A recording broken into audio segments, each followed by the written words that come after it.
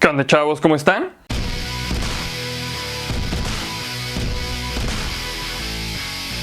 La mayoría de nosotros conocemos cómo eran los juicios a brujas en el pasado. Tomemos una comunidad devastada por la sequía, la enfermedad o los conflictos religiosos. Agreguemos algunos residentes privados de sus derechos en busca de un chivo expiatorio y la atención generalmente recae en una mujer que ya es vista como una plaga para la sociedad. Las mujeres ancianas, impopulares o pobres eran objetivos comunes, por supuesto. La mayoría de las casas de brujas a gran escala involucraban acusaciones tanto contra hombres como contra mujeres, pero la gran mayoría de los acusados, juzgados y ejecutados eran mujeres. Sin embargo, nadie podía ser arrestado simplemente por ser una molestia. ¿Cómo fueron acusadas estas mujeres? ¿Cómo las incriminaron sus enemigos? ¿Y qué circunstancias incontrolables, aleatorias y a menudo trágicas podrían utilizarse para enviar a una mujer a juicio y a menudo la muerte? Esto lo averiguaremos hoy en 5 locas y extrañas maneras de acusar a una mujer de brujería. Número 1. Estar demasiado enferma para levantarse de la cama e ir a la iglesia. En estos días, quedarse en casa si estás enfermo es más que una simple cortesía. En algunos lugares es un requisito legal. Inesperadamente, los residentes puritanos de la colonia de la Bahía de Massachusetts se sintieron un poco diferentes. Se esperaba que todos asistieran a la iglesia varias veces al día, a menudo durante horas.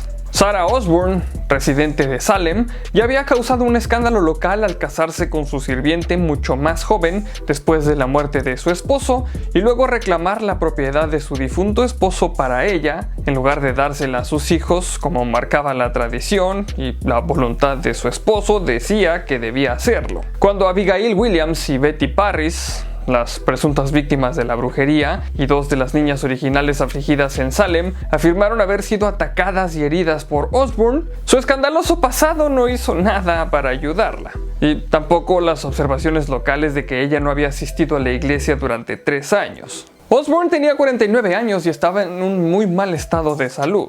Y esencialmente estaba postrada en cama cuando comenzaron las pruebas. Explicó sus enfermedades a los magistrados que la interrogaron. Sin embargo, también reveló que una vez la visitó un espíritu mentiroso que le indicó que se mantuviera alejada de la iglesia. Insistió en que había desobedecido las órdenes del espíritu y siguió asistiendo a la iglesia hasta que se enfermó. Los magistrados no estaban convencidos y le enviaron a la cárcel en espera de juicio. Osborne podría haberse convertido en la primera bruja acusada en enfrentarse al verdugo, pero la cárcel de Salem, sucia e infestada de ratas, no era un lugar para una mujer ya enferma. Después de 9 semanas, Osborne murió antes de que pudiera ser juzgada. Número 2. Aparecer en la pesadilla de alguien. En 1661, la última ola de los juicios de brujas escoceses, y posiblemente la más mortal, llegó a la anciana partera Beatrix Leslie de Dalkeith.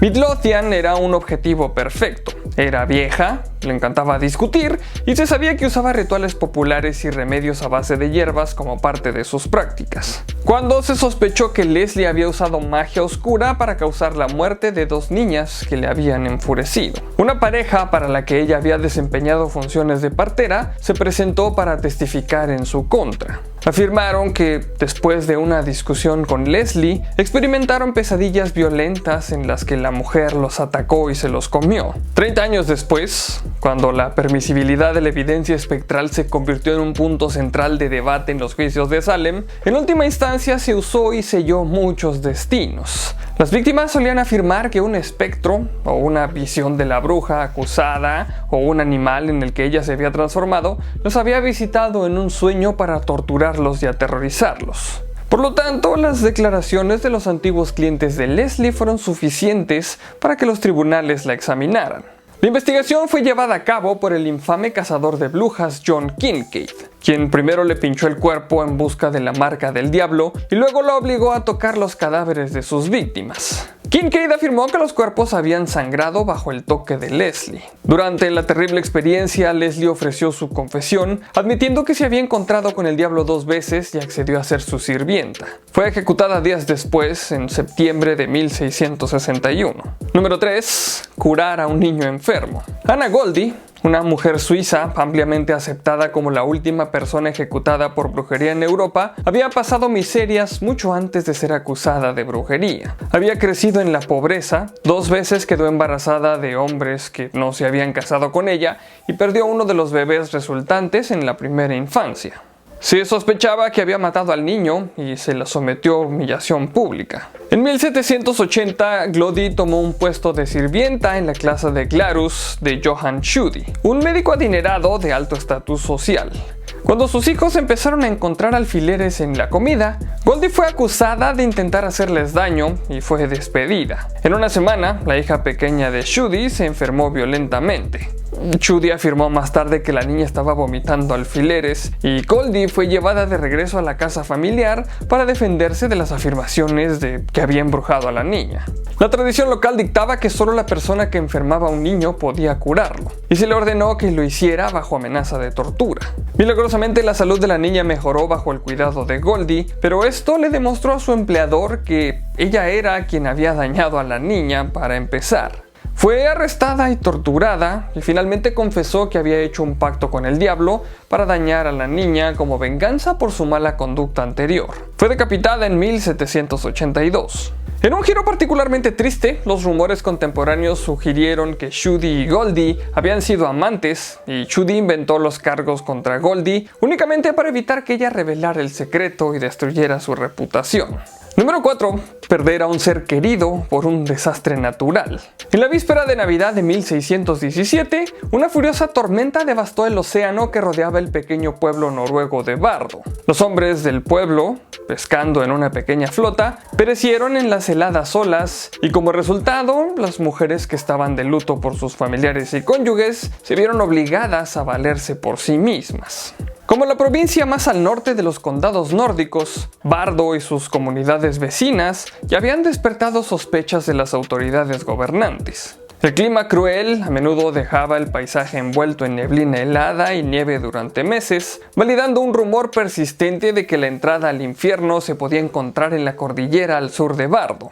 El área estaba habitada por la población indígena Sami, que no era cristiana, y se sabía que usaba la magia popular en sus sistemas de creencias. Los hombres del pueblo solían realizar largos viajes de pesca, dejando a las mujeres y los niños solos durante largos periodos de tiempo. Ahora, las autoridades se fijaron rápidamente en Bardo, una comunidad que sobrevivía sin nombres, y sospecharon que la tormenta había sido causada por brujería. John Cunningham, un capitán naval escocés, se estableció como gobernador de Finnmark para residir en la fortaleza de Bardo, donde iba a lanzar una caza de brujas. Después del interrogatorio y la tortura, la residente de Bardo, Mary Jørgensdatter, confesó que ella y otras mujeres del pueblo habían conjurado la tormenta como venganza por las disputas entre vecinos que se habían salido de control. Varias de las mujeres a las que nombró confirmaron la historia de Jørgensdatter bajo tortura, afirmando que habían viajado con ella a un sábado de brujas, donde bebían vino y fornicaban con el diablo. Muchas de ellas identificaron a su rica vecina Kristi Sorensdatter como la líder del aquelarre. Sorensdatter y Jørgensdatter fueron quemadas en la hoguera, lo que provocó la primera gran caza de brujas de Noruega. Otras 90 mujeres de la comunidad finalmente la siguieron hasta la hoguera, pero aún así los rumores de brujería persistieron. Bardo fue el punto focal de 2 cazas de brujas posteriores, durante las cuales varios cientos de mujeres más fueron asesinadas. Número 5. Tener un pariente que era una bruja. El tercer y último juicio por brujería de Bardo, de 1661 a 1662, ganó fuerza a través de acusaciones contra los hijos de mujeres ejecutadas anteriormente por brujería. Las hermanas Ingeborg y Karen Iversdatter, de 12 y 8 años, fueron llevadas a Bardo para ser interrogadas en diciembre de 1662. Su madre había sido quemada solo unos meses antes. Los acompañaban Maren Olsdotter, de 12 años, que había perdido tanto a su madre como a su tía en juicios por brujería. Las niñas fueron mantenidas en una celda en la propiedad conocida como el agujero de las brujas. Sin duda, desesperadas por ser liberadas, las chicas hicieron confesiones detalladas que implicaban transformarse en gatos y viajar con otras brujas a un sábado de brujas donde bebían vino con Satanás. Maren afirmó haber hecho un recorrido por el infierno con un espíritu maligno. Aunque ninguna de las niñas pudo ser ejecutada debido a su edad, ayudaron enormemente a las autoridades al implicar a mujeres adultas, la mayoría de las cuales fueron juzgadas y quemadas, y cuando 2 brujas acusadas proporcionaron testigos para afirmar que las niñas habían sido amenazadas con torturarlas, las niñas fueron denunciadas como mentirosas. Maren, que había contado las historias más fantásticas, fue enviada a un asilo, mientras que liberaron a las otras chicas. Muchas gracias a ti por ver este capítulo, pero sobre todo muchísimas gracias a todos los Patreons que me apoyan para seguir haciendo estos videos. Si quieres apoyarme en Patreon, aquí abajo está la liga para ir a mi página. Recuerda compartir el video con tus amigos y si no estás suscrito al canal, este es el mejor momento para hacerlo.